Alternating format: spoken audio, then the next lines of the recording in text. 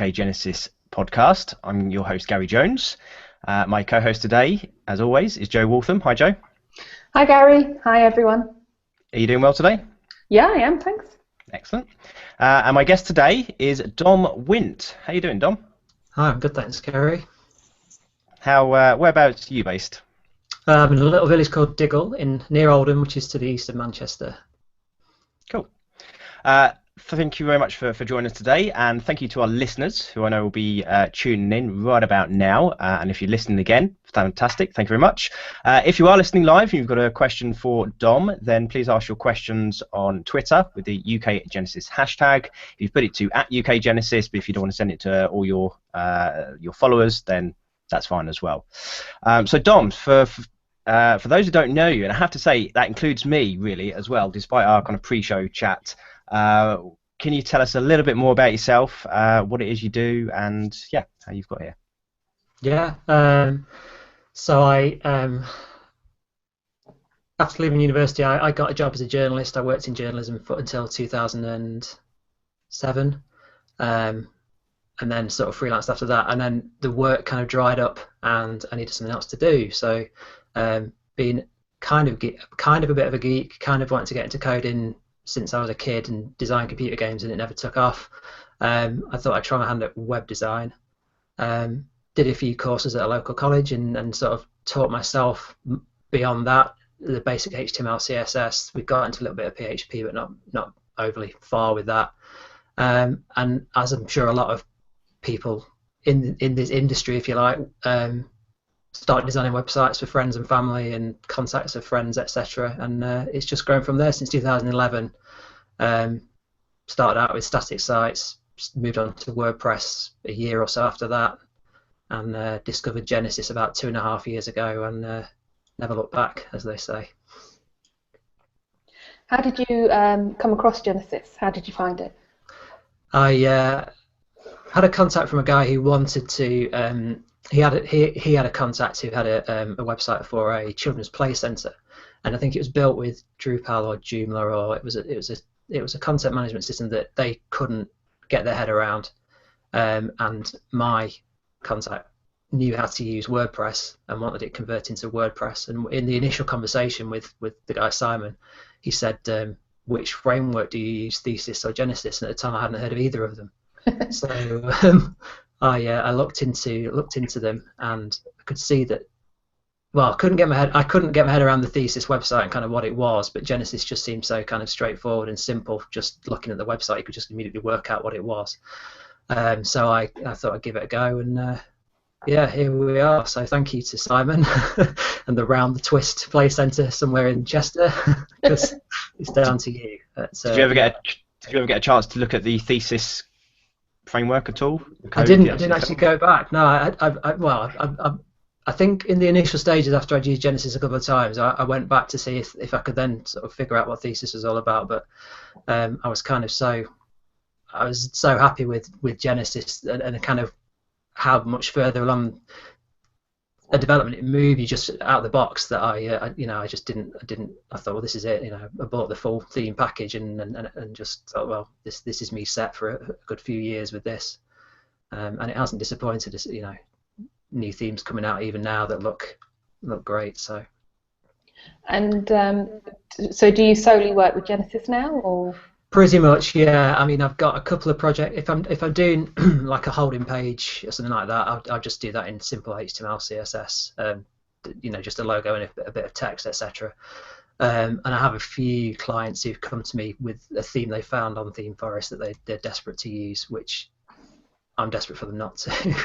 But if that's what they want, then that's what we'll go with. But yeah, I would say 95% of what I do is with WordPress and Genesis. Okay, so for everyone then, are you basically a WordPress developer, WordPress designer? Do you also offer copywriting, marketing, SEO? What's your whole sort of service range?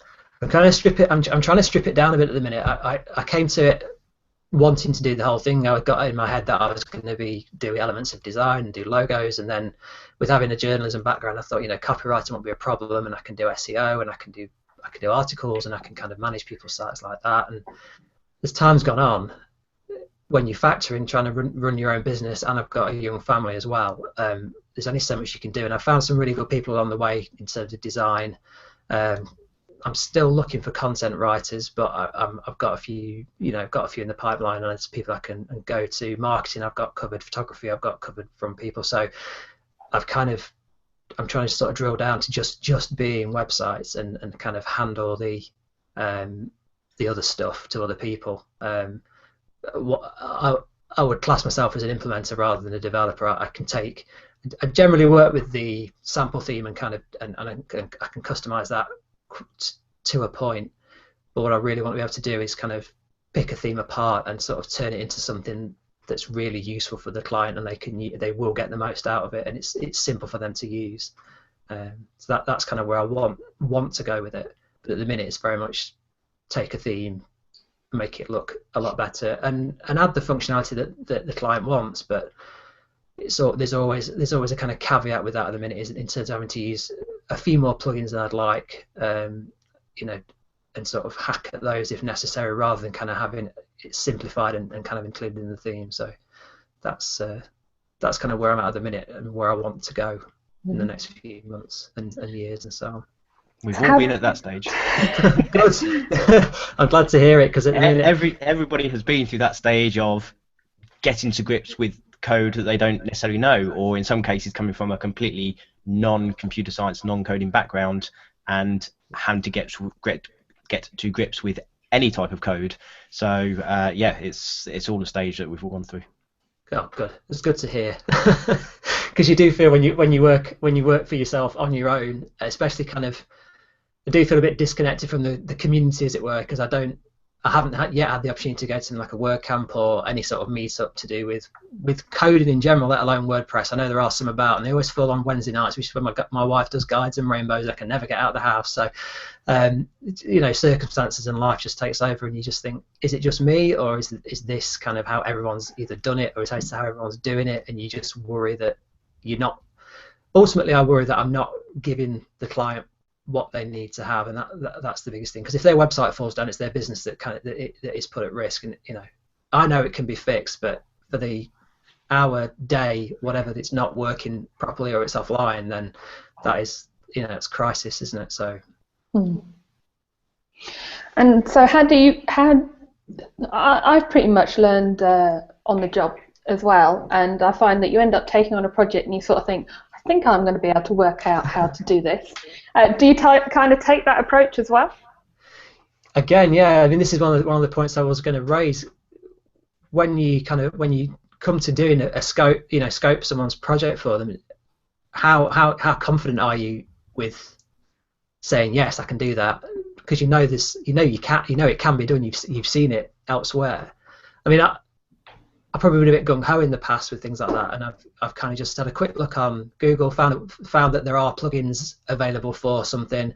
Therefore, even if I use the plugin or not, the facility exists, and someone's already done it, so there is that will all exist, and said yes. And then we've got into the project, and I realised that the plugins don't do what I want them to do properly, and or to actually implement that code myself is beyond me. And then you kind of start to panic. I actually had to. It probably shouldn't be laughing about it, but it caused me quite a lot of stress. I was doing a website for a car dealership just before last month, and I actually had to give it back to the client and give him his deposit back, and just say I couldn't do it. The plugin that I'd found, which I was led to believe was what I was after, it just would. I could not get it to work with. I don't know if it was a theme conflict or something, but it just wouldn't work, and I was up all hours trying to make it work, and it wouldn't, so I had to hand it back. So that's kind of put me off a little bit in terms of sticking with what I know. I think there's always the first time you do a WooCommerce site, the first time you do a membership site and stuff like that. And for me, this is where our Genesis Slack group, and when it was on Skype before that, is really handy, because I kind of can sort of say, well, I've got some other people I can ask and get some, pointers and stuff like this to help with that. So that has kind of increased our confidence that we can take on maybe a project. It's like we've recently just done the first time where we built a custom theme for a WooCommerce site, and it was sort of like, yeah, you know, I know WooCommerce uses hooks and filters like Genesis does, so whilst I don't know them off the top of my head like I know the Genesis ones so well, I know they're there, I know they're documented, I know there's people in our Slack group who have built custom Genesis WooCommerce themes, so I know that there's someone who I can ask if I get stuck. So for me, that's why our Slack group is so useful and handy. Yeah, and I think what I'm trying to do at the minute is trying to find that kind of support network, as it were, to kind of to go to, knowing full well things can be done, but just trying to work out how to do them, and sort of start going further back than that is kind of learning properly the hooks and filters from Genesis. I mean, I'm very, you know, I can find stuff that I need and I can make stuff work. I've written a few functions from scratch and I've kind of got things to work how I want them to work, but it's all a bit hit and miss. You know, if it's not been done before, or it's not out there for me to copy it, even if it's not necessarily just copy and paste it, but to copy it, have a look at it, and then sort of tweak it to make it do what I think it needs to do. So understanding that syntax and such like that is just, again, is something I need to do. And then beyond that is having those people who, if something's not, I know it's there, but it's not quite right, is to be able to go to people and say, you know, just 5 minutes, why is this not working like I want it to work, kind of thing. Is that the direction that you want to push yourself and to push your business into, the more kind of development side of things for custom functionality, rather than just kind of copy and pasting and tweaking? Yeah, I mean, it feels a bit of a cop-out, doesn't it? Well, you don't know, because you know what you're doing, but yeah, just finding stuff and copy and pasting it and kind of crossing your fingers. I just think it's not the right way to do it. I mean, I think you need to know, even if it works straight away, you need to know why it's worked, because you might want to replicate it, but you might want to sort of do something a little bit different with it. So if you copy and paste something and it worked the first time, but you need to change it slightly for something else, and you don't understand what it's done, then it's no good. You know, you need to have that. I think you need to have that there. So in terms of developing me, it's purely for making the websites kind of behave a bit more as I want them to, rather than relying on plugins or relying on copying and pasting, because I'm kind of in help. You know, I'm at the mercy of plugin developers or people's goodwill in putting things on their blogs and such like that. I mean, probably kind of a related question then is that, in terms of okay, you've got this client, let's say the car dealership that you mentioned, when you are pricing up projects, do you price it in such a way that you allow yourself the potential to either bring someone on board or to effectively subcontract the creation of that functionality, if you don't know for certain that functionality exists exactly as you want it in an existing plugin? Simple answer, no. I think I tend to. I kind of have a base price that I start with, and I kind of build on top of that. And I think there's a kind of balance I try to strike, in as much as I don't want to be charging a client for me learning something that they think that I've told them I can do. So I don't want to sort of go too far and say it's going to cost 3 times as much, because I don't know what I'm doing and I've got to learn that, and it's going to take me 10 hours to learn it. So therefore, it's an extra X £100. So no, it's not. But actually building a price to subcontract it is not something.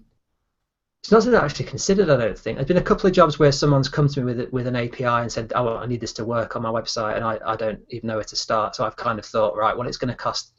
But I've tended to kind of say, look, you need to go to these people and get that sorted before you come back to me.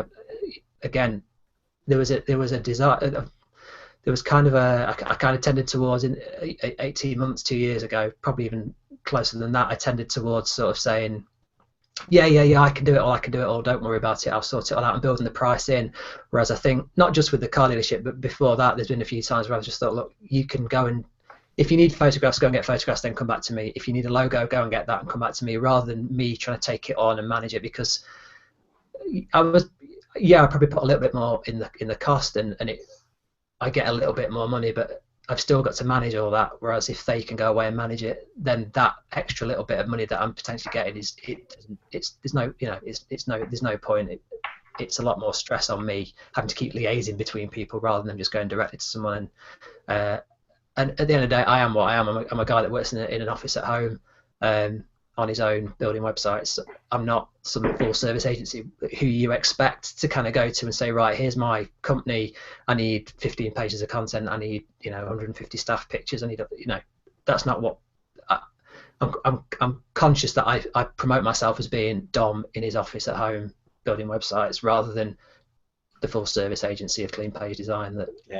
Sometimes you just need to say no to that potential extra bit of cash, because you could spend that time either improving and getting to kind of improving yourself and learning effectively off the job, off of a client job, rather than just an extra little bit of money that isn't worth your time for that project management of those photographs and so on. Yeah. A couple of questions from Jackie. She says, do you subscribe to any education sites like Lynda and Treehouse to improve your coding skills? No, I did subscribe to one, and then I think I subscribed to Skillfeed, and then it closed. I subscribed to something and it shut. Within about 2 months of me subscribing, it shut down. I got a refund. I've looked at Lynda and Treehouse on the back of one of the podcasts. I've been watching quite a few of in the back catalogue since since we organised coming on this.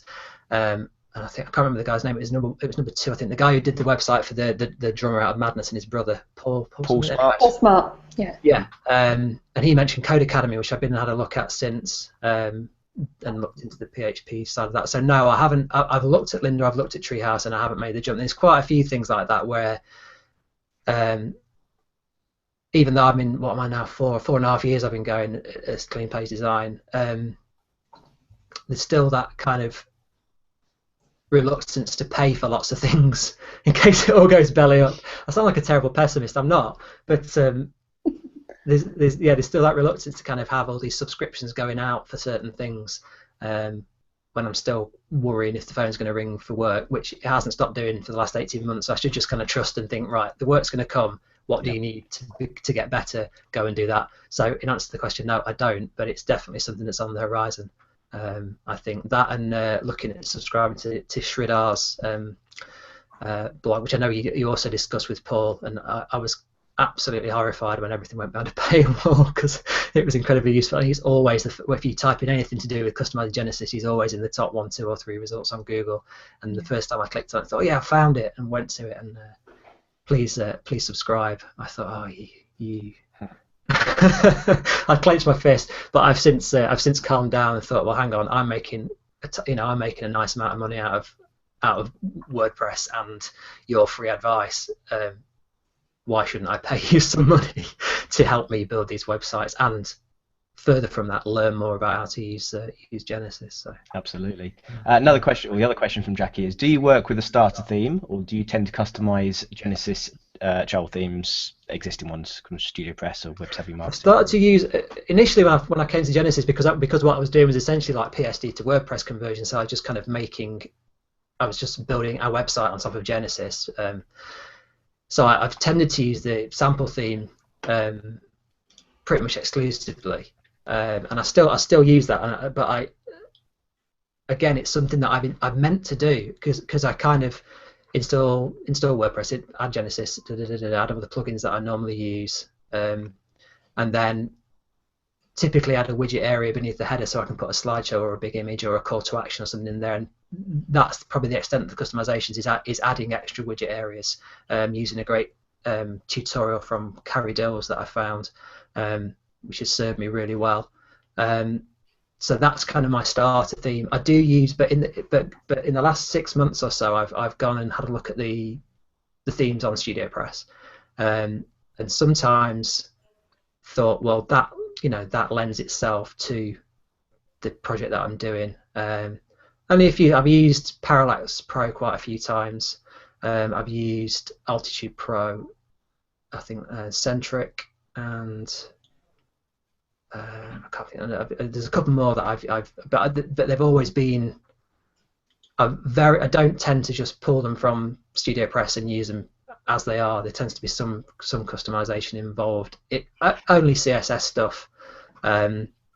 Well, I say only, not only, but mainly CSS stuff. But I don't just go and pull a theme and text and images in and leave it at that. There tends to be some element of customization, because I don't know about you guys, I always find that even if one of the themes you find looks great, you put all the stuff in it, you hand it back to the client kind of just off the shelf with their content in.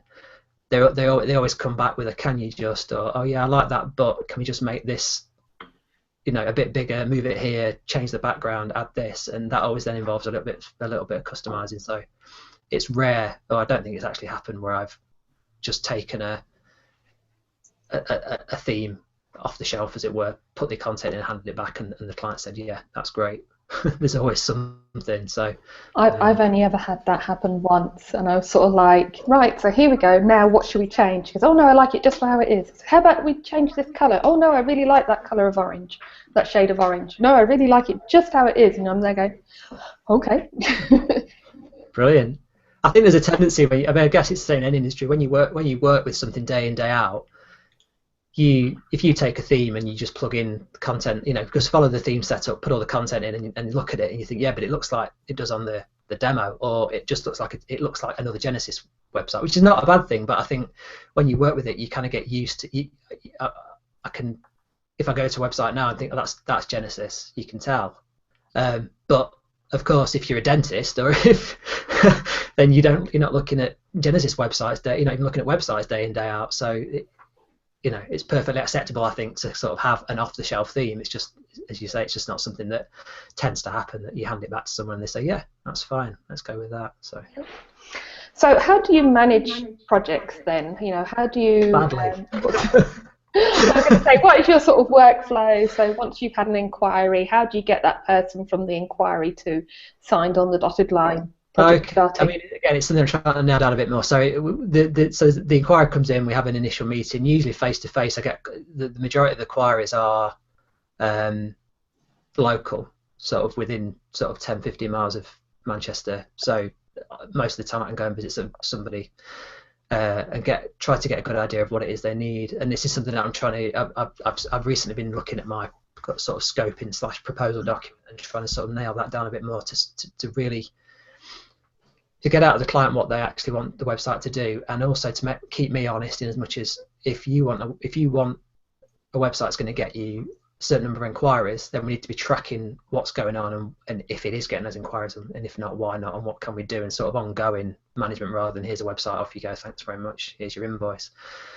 So the initial meeting, make some notes, go through and write a scoping document, proposal document with a quotation. And if that gets accepted, then again, I'm now trying to add more sort of fixed deadlines for both me and the client, sort of saying, you will get me this amount of content by this date. I will then give you the framework by, you know, a week after that, and then we can iterate, and then we can launch the site within sort of 4 weeks of starting the job. Yeah, so that's it. But it's all a bit ad hoc, to be honest. This is all something that just needs kind of really polishing. When you're working with people that you know or have come to you through referrals or word of mouth, you can kind of get away with it. But I think as you increasingly just get cold inquiries, they don't know me from Adam, and you just need that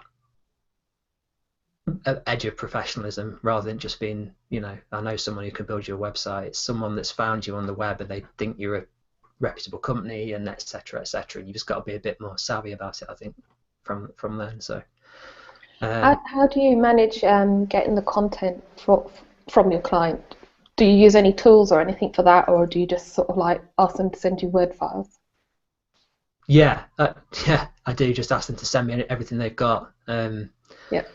What I'd like to do is, you know, going back to sort of the contacts that I developed, is to say, look, I don't expect you, if you're a plumber, I don't expect you to be able to write 5 pages of content for a website, but here's somebody I know that can write it for you if you're not confident doing it. Same with photography, we can use stock images, or if you want professional photography, which I'd recommend in a lot of circumstances, then I've got a contact that. So what I want to sort of get to the point is to sort of strip it down and say, I build the website, but I can't do anything else, or you know, you're going to have to go and get this from somewhere else.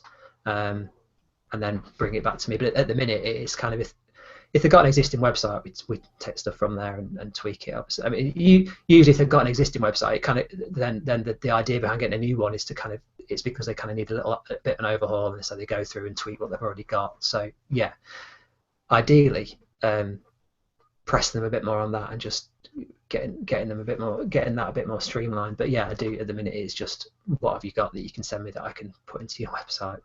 Yeah, the reason I ask is because I'm looking at different tools at the moment, ourselves for extracting content from clients, because that seems to be a bit of a block in our process at the moment. So what about, what's the question gone? So you offer fixed pricing, do you, for your clients, or do you do hourly or value based? Yeah, for the initial build, it's a fixed cost, and then for ongoing sort of updates, it's based around an hourly rate. Value added. I mean, again, a couple of the podcasts I've listened to with the sort of value. I can't think how you describe it. The value pricing. That's something that, I mean, it certainly intrigues me. And then this probably goes back to that whole thing about me being a bit more formal about, look, this is what you want your website to do. Let's make sure that it's doing it, and then, you know. So I think once I've established that as kind of a work in practice, it might be something that I can look more towards. But yeah, at the minute it's fixed prices and hourly rates for updates. I'm trying to sort of put in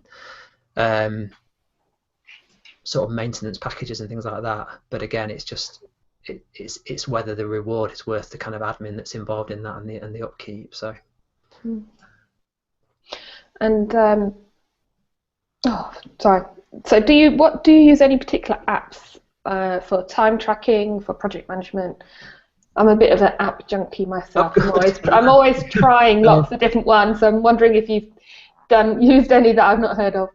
I would think not. But I've again, things I picked up recently. Is the time management is something that I really. It's more for me than for actually billing people, because I kind of want to make sure that my billing's fair both to me and to the client.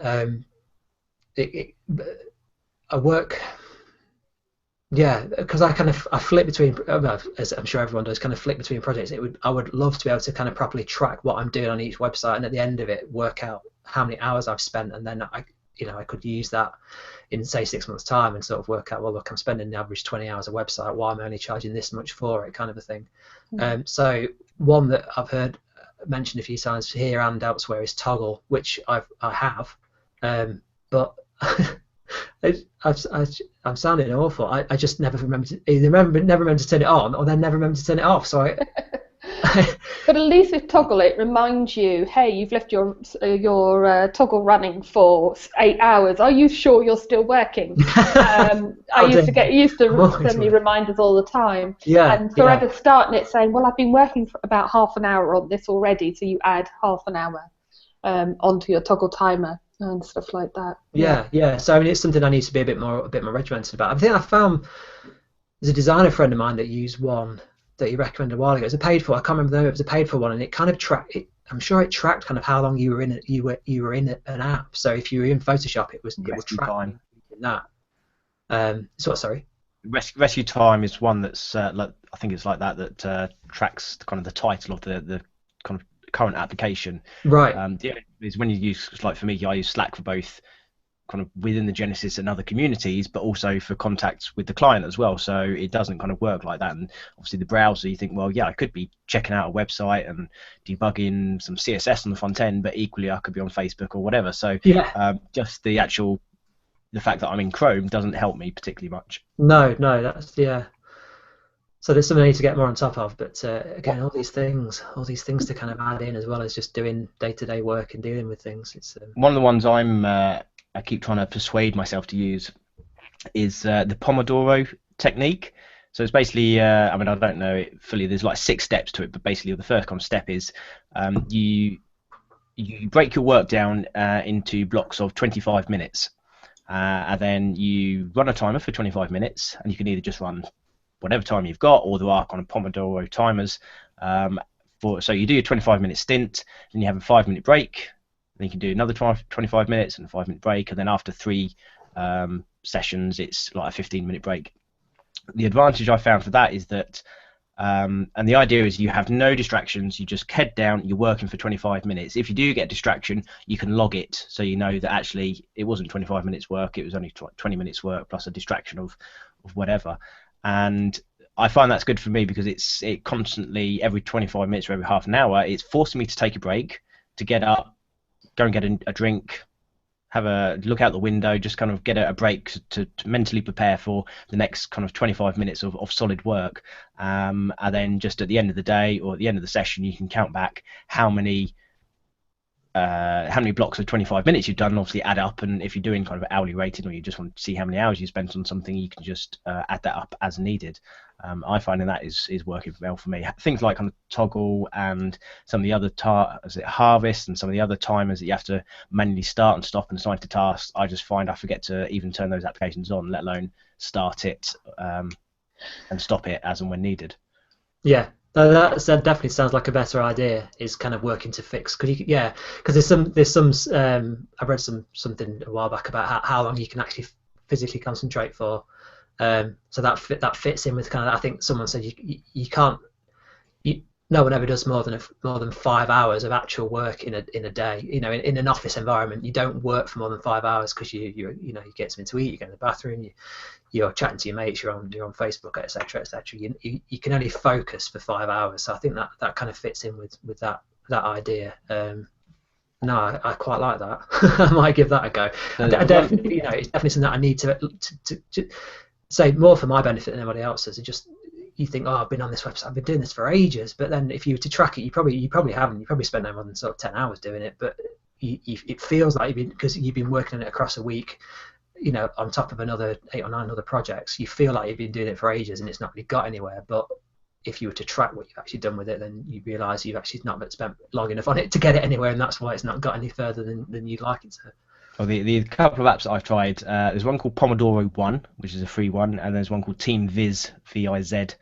There's also a free one as well. Obviously, there's paid applications as well, but those are the two that I've tried that are my favourite of that. Okay, good stuff. Mm-hmm. And Claire has just, from a Bright Clear Web, has just said she loves using the Pomodoro. Well, she would love to use a Pomodoro technique as well, but she's never quite managed it. So maybe she'll give it another go now, Gary. Yeah.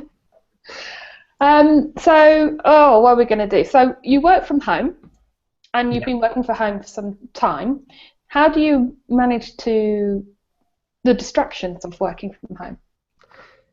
Now, this is something that I actually am quite strict on. It's never been a problem. There was a point when we had an office at the end of our street. An office came up for rent, and it was perfect. And it was about 18 months after I'd set up.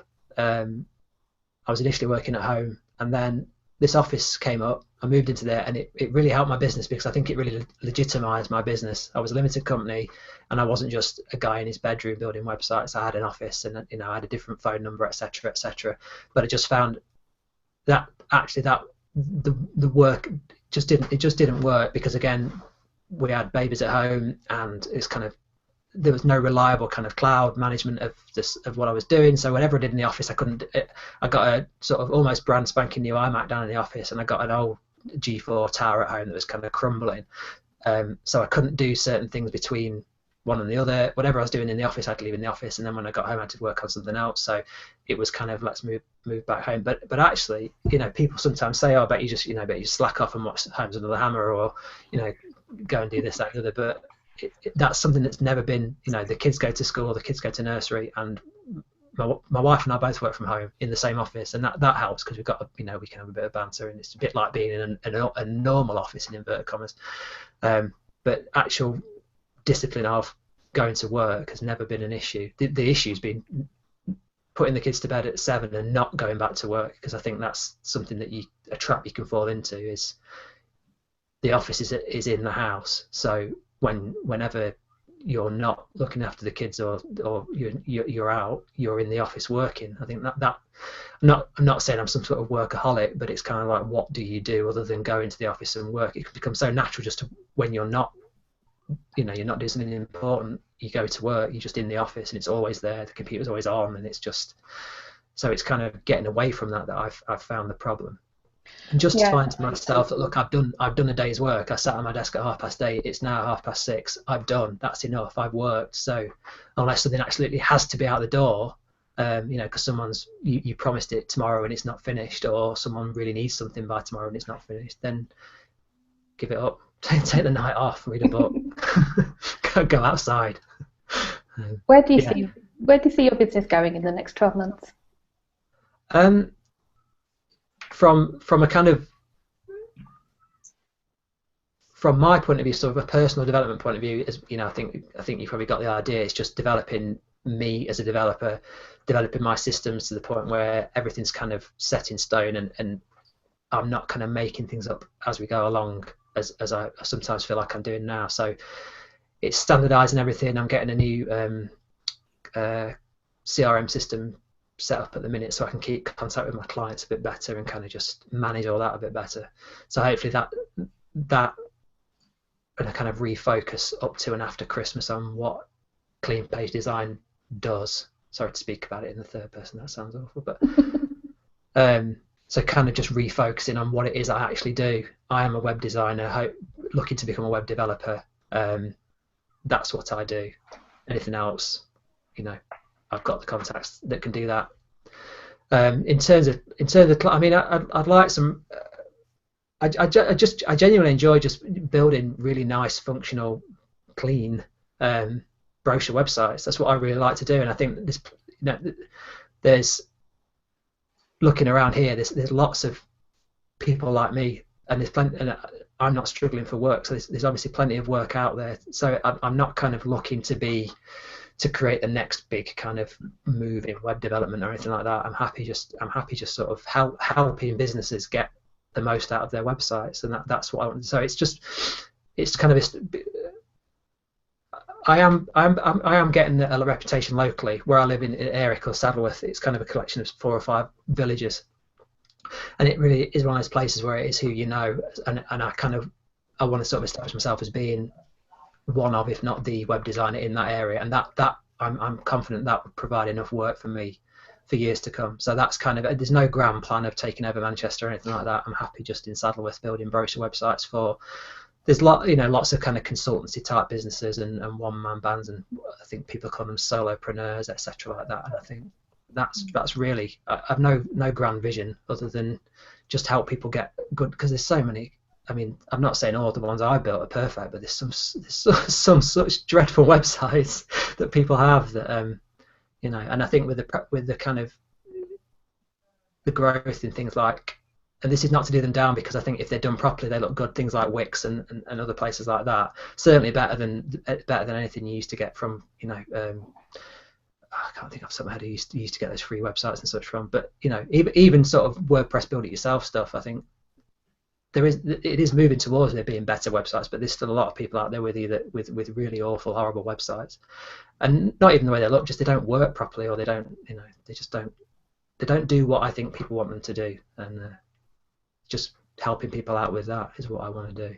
Are your current clients locally, and what's your plan to try and build up that local reputation?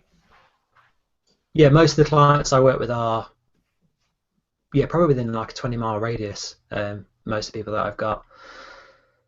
There's a few. I mean, there's a few that come from further afield.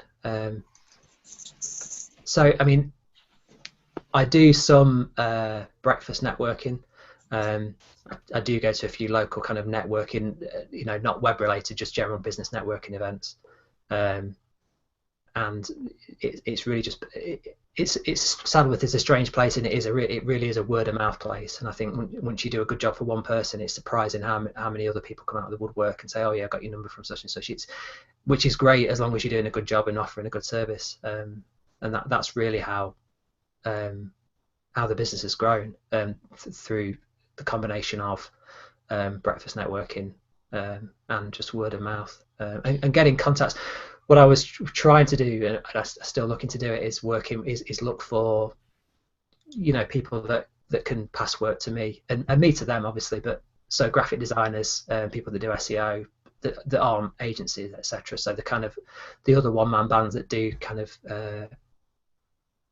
things that work well with web design. So that's another avenue that I've explored. I've got a few contacts with graphic designers that people assume they're graphic designers, so they should do web design the same way people do web design, assume you should do print design, etc. And you can kind of refer work back and forth. So that's another avenue, but it is generally word of mouth.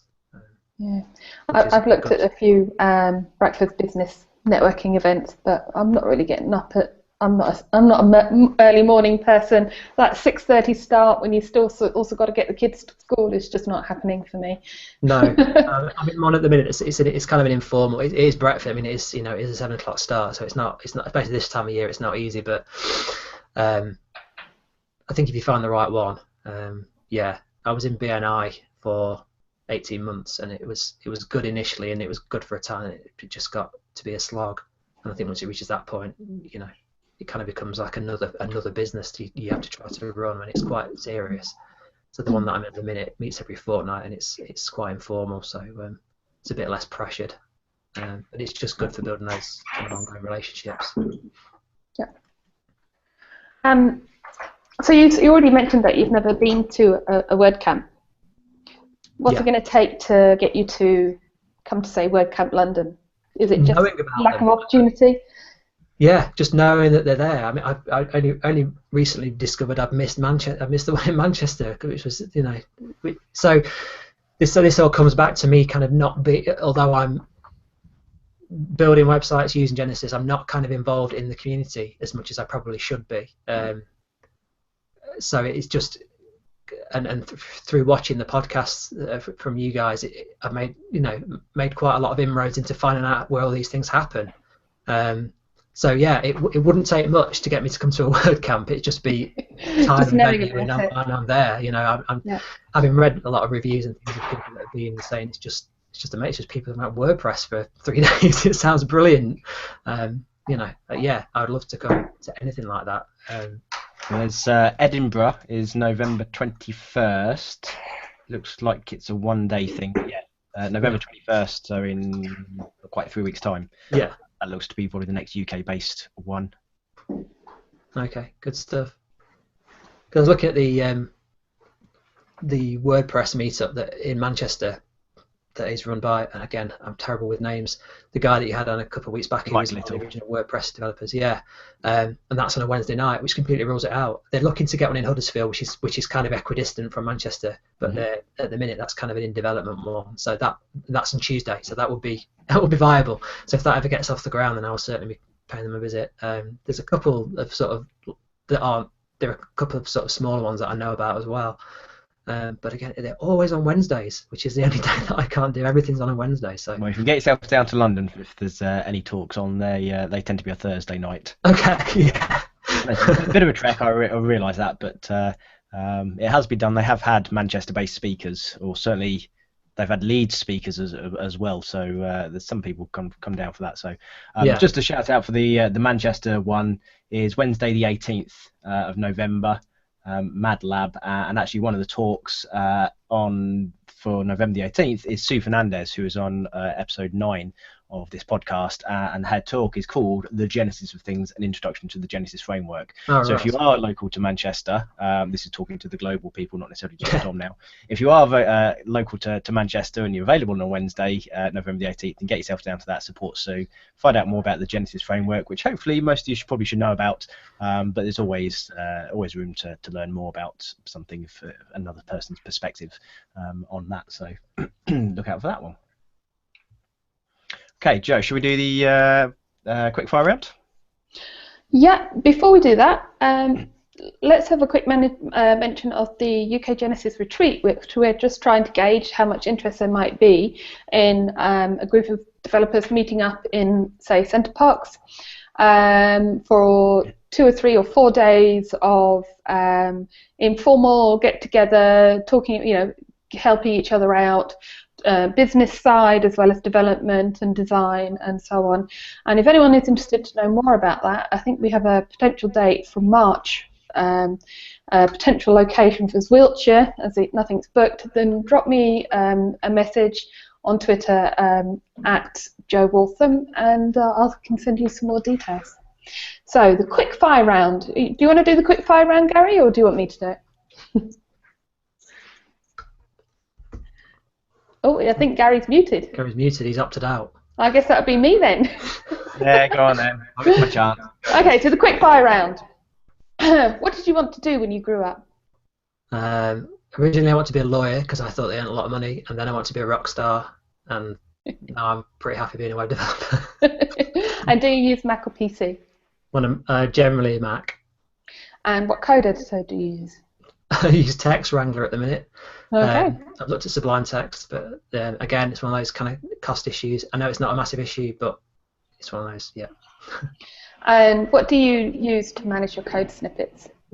Again, at the minute, it needs expanding because I use I have a cheat sheet that I've got in Text Wrangler that's always open, which has got all the sort of bits and bobs that I've cobbled together over the months and years.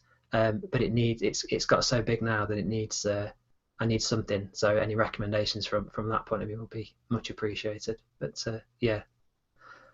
There is one that I know a lot of people talk about, but I can't think of what its name is at the moment. Gary, I'll let Gary think about that. Dash. There you go. What do you use for localhost? Do you develop locally? No.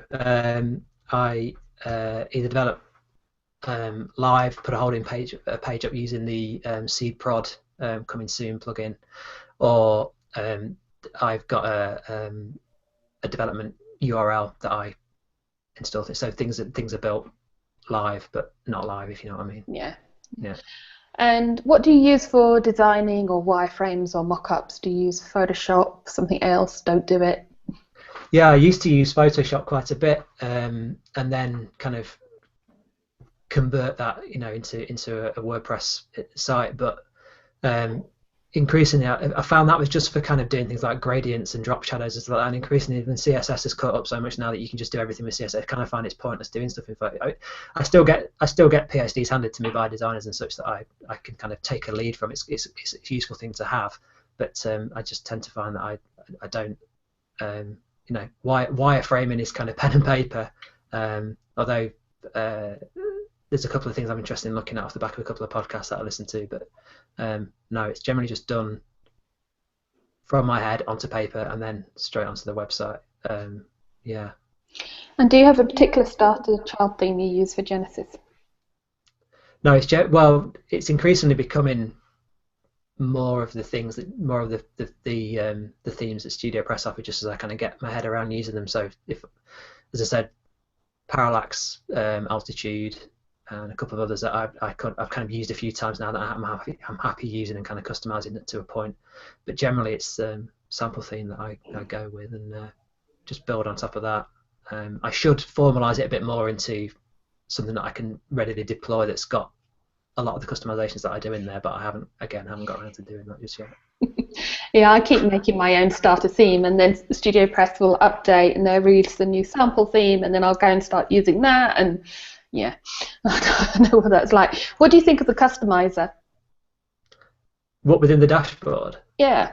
If I'm using sample theme, I don't use it. But if it's there for the other themes, I do use it. It's not something I've kind of delved into very much. It's more for doing, I suppose, what it's supposed to do out of the box in terms of putting a logo in or putting background images and such in.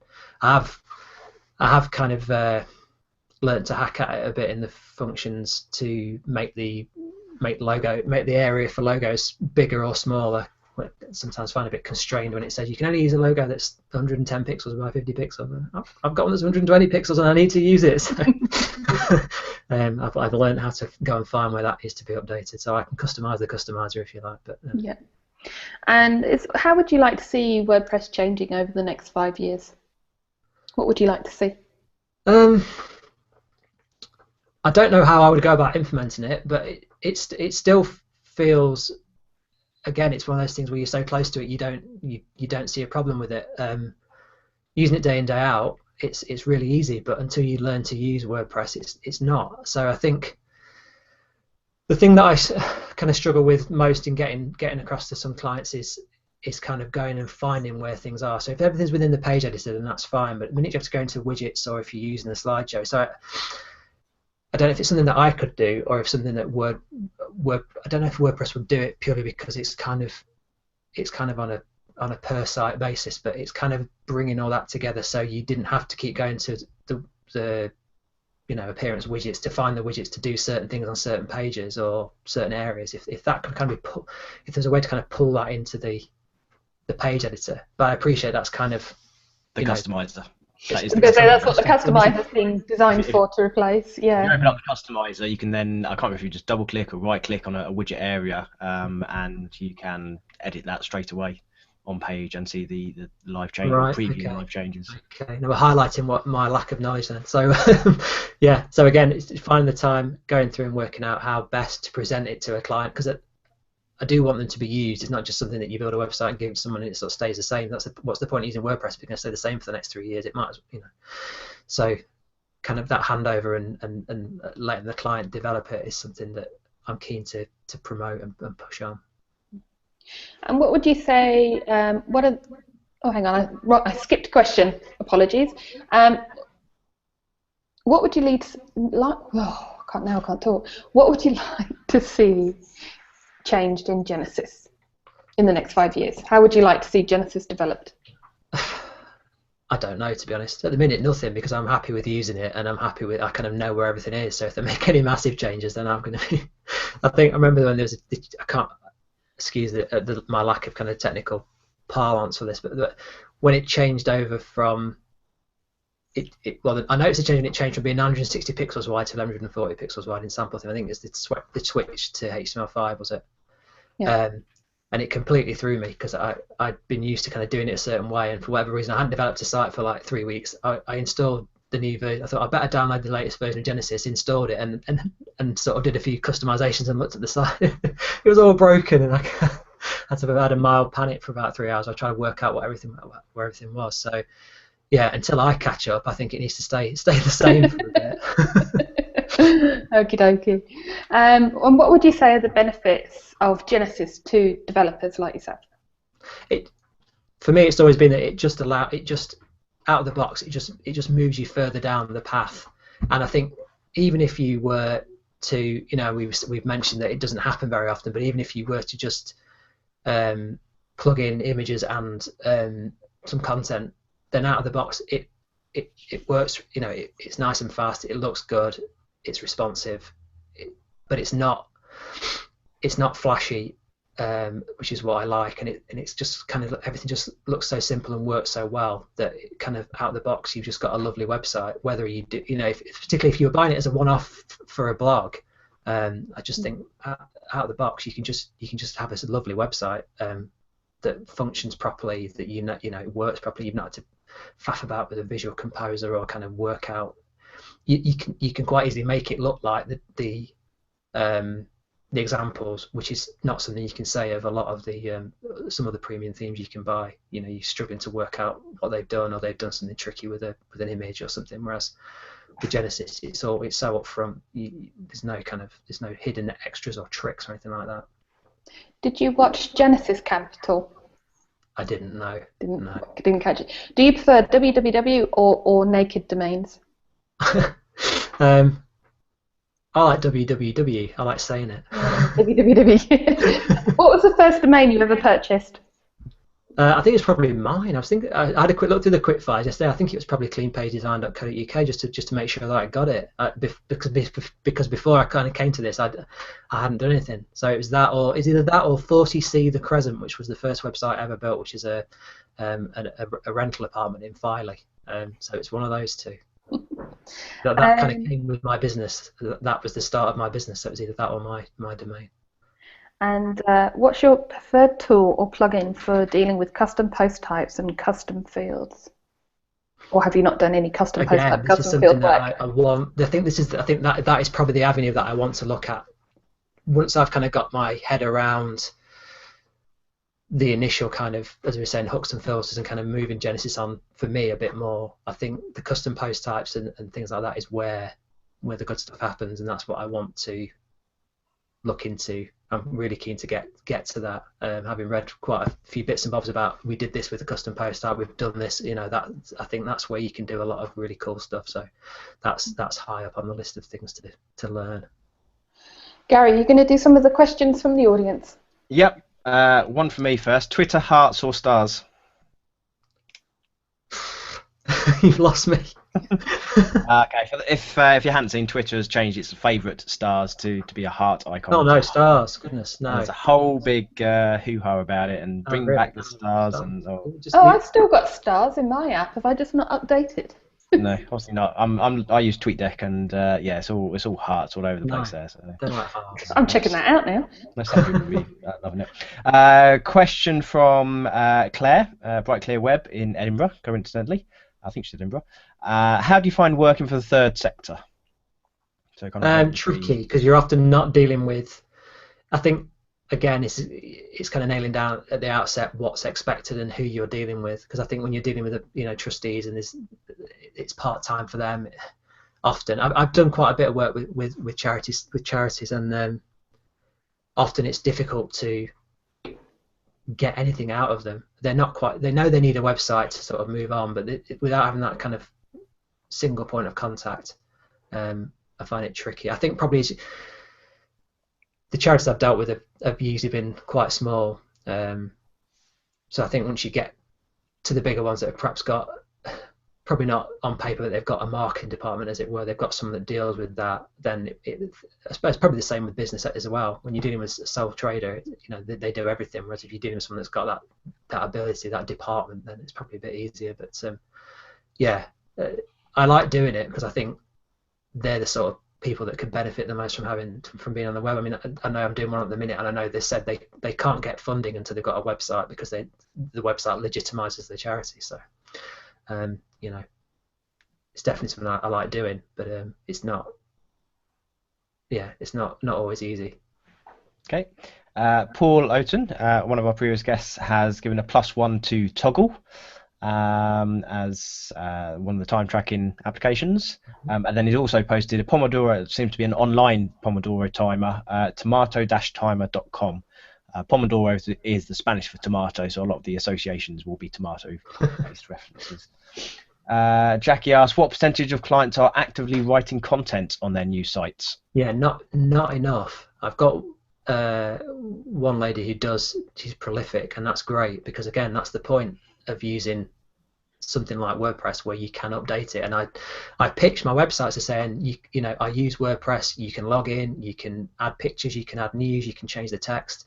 And so few do, and I give them, I do screencasts when we've got it up and running, to show them how to do it. And then it's kind of disheartening when you go back 3 months later and nothing's changed. You think, it's just a shame because it's not doing what it's designed to do.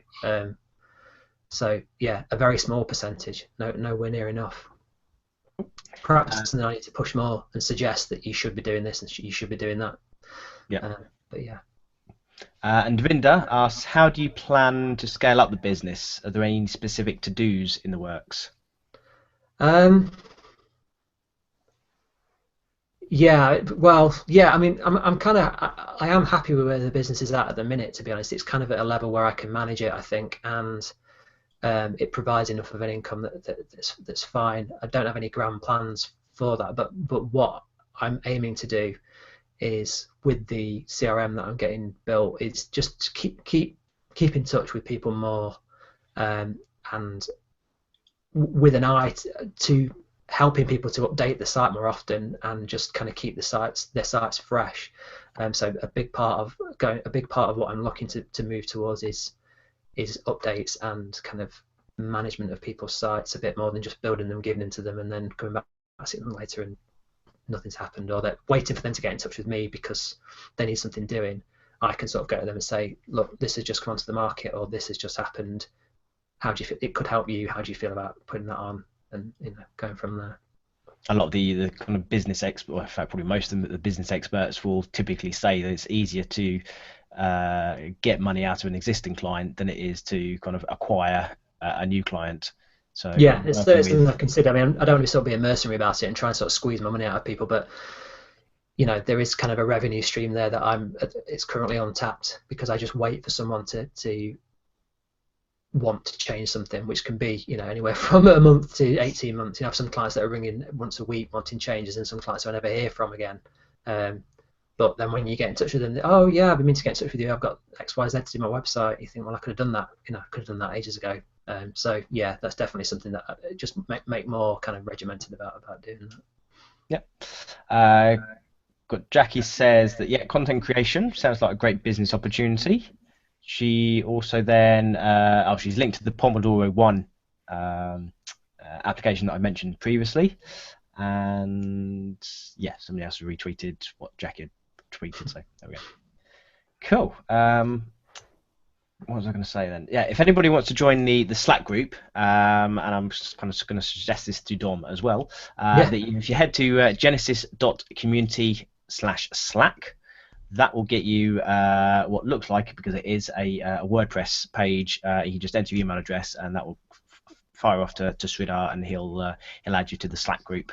I can't remember how many we've got something like 800, 900, 700, something like that members in the community now on Slack. So if you do have any questions about how long would this take somebody to do, or does anybody know the functionality, where can I acquire this functionality in a plugin, or what's the best such and such, then that's definitely the resource to tap into in terms of knowledge about certain little niches within the whole kind of WordPress development community.